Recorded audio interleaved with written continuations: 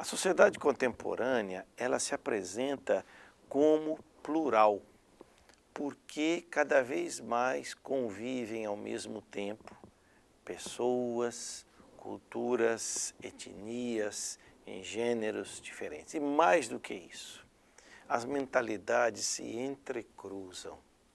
E esse fenômeno se verifica no campo religioso também. Famílias que até então, tradicionalmente, tinham uma única religião, hoje têm dentro de si pessoas de diferentes credos. Católicos, evangélicos, espíritas, pessoas indiferentes. O fato que nós vivemos numa sociedade plural, onde convivem tantas diferenças, também influencia a maneira como se percebe Maria, a mãe de Jesus. Nós podemos dizer, resumidamente, que há 5 perfis diferentes de Maria observáveis na sociedade brasileira, ao menos esses 5. O primeiro é esse perfil tradicional, católico, devocional.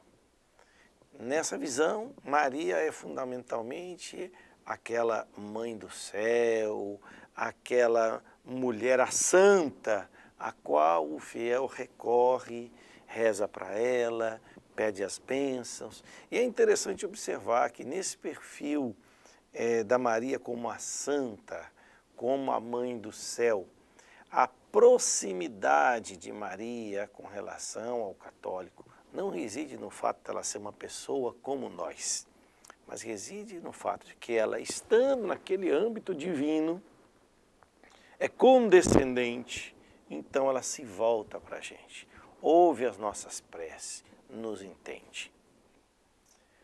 O segundo perfil de Maria é aquele que aparece nas igrejas chamadas protestantes históricas no Brasil, que do ponto de vista estatístico é pequeno.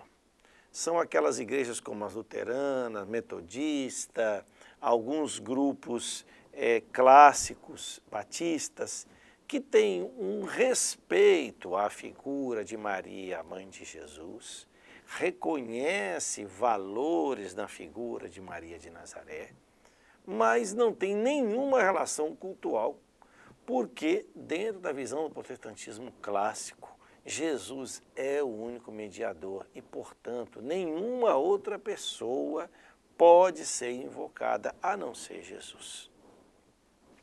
O terceiro perfil aparece nos grupos protestantes pentecostais, o que nós comumente chamamos de evangélicos, que vieram de uma linha chamada protestantismo de missão, principalmente nos Estados Unidos. Essas igrejas, elas quando chegaram no Brasil, vieram com a mentalidade de que os católicos eram pagãos. Eles deviam ser convertidos no sentido de abandonar completamente todas as suas práticas pagãs para aderir a Jesus. Então, nesse sentido, o culto dos santos é confundido com a idolatria, tal como ela é expressa no Antigo Testamento, e também é uma ideia de morte e vida eterna que influencia muito isso. Para essas correntes protestantes, todos aqueles que morreram estão dormindo, esperando a segunda vinda de Jesus. Logo, não tem sentido rezar para quem morreu. Enquanto que na visão católica, o santo ou a santa é aquela pessoa que está viva diante de Deus e que, por isso, pode interceder por nós, embora a intercessão não seja de forma nenhuma algo obrigatório.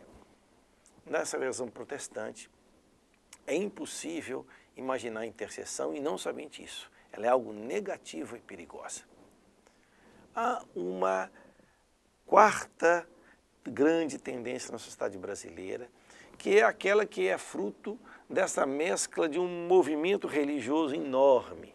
Então nós temos, por exemplo, sob a influência das religiões afro-brasileiras, a figura de Maria que se confunde com aquela de Iemanjá, ou seja, as forças espirituais ligadas às origens, à água, com toda a ambiguidade que essa divindade tem, porque ela gera a vida, mas ela também pode levar para o fundo das águas.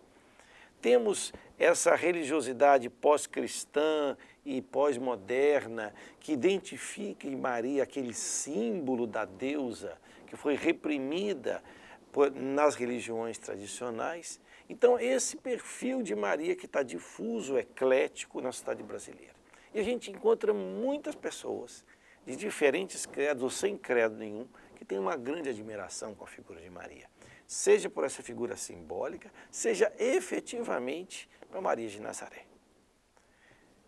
Por fim, nós temos um perfil católico atual que vem da renovação do pensamento cristão nos últimos 60 anos. O que ele acrescenta àquele primeiro perfil tradicional devocional mariano? É a ideia de que essa Maria, que nós respeitamos, veneramos, como a mãe de Jesus é a nossa mãe, foi uma mulher concreta que viveu na Palestina, que viveu em Nazaré, que fez um caminho junto com Jesus. Então se valoriza muito os valores, as opções, as características de Maria de Nazaré.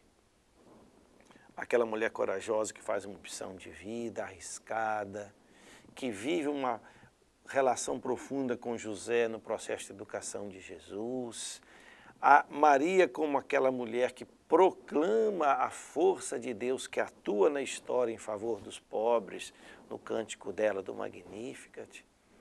Aquela mulher que faz um movimento extraordinário de ser mãe e educadora de Jesus, mas quando percebe que o filho está adulto, deixa o filho partir e humildemente se coloca no movimento dos seguidores de Jesus. Maria como aquela pessoa que persevera junto com o discípulo amado no momento mais difícil da causa de Jesus, junto à cruz.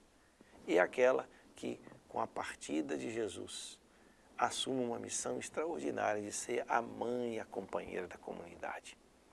Então, esses perfis que vão se configurando nesse momento histórico sobre Maria, com a contribuição da teologia bíblica, da teologia feminista, da teologia da libertação, que vai também identificando Maria como o símbolo da própria humanidade na sua forma de responder ao apelo de Deus, completa e, de certa forma, corrige um certo exagero do perfil devocional católico. É interessante observar que esse perfil devocional, com esse perfil, eu diria, histórico-simbólico, eles se completam. Então, nós podemos dizer, legitimamente, que essa Maria de Nazaré, que percorreu os caminhos da Palestina, que foi mãe, educadora e discípula de Jesus, é hoje essa Maria que nós admiramos, veneramos, reconhecemos como nossa mãe.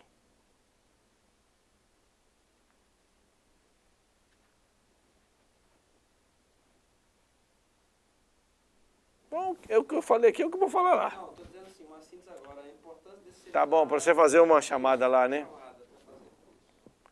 Esse seminário de Mariologia aqui em Recife é uma oportunidade para refletir sobre a figura de Maria na atualidade, com múltiplos olhares. Repete de novo. Repete de novo. Esse seminário de Mariologia que acontece em Recife é uma oportunidade de refletir sobre a figura de Maria para o cristão e a cristã de hoje, com múltiplos olhares. E exatamente a grande contribuição que ele pode dar para a Igreja de Olinda e Recife, para a Igreja do Brasil, é uma reflexão serena, considerando esses diversos pontos de vista que somam para uma perspectiva mais abrangente de Maria em relação profunda com a figura de Jesus e com a comunidade dos seus seguidores.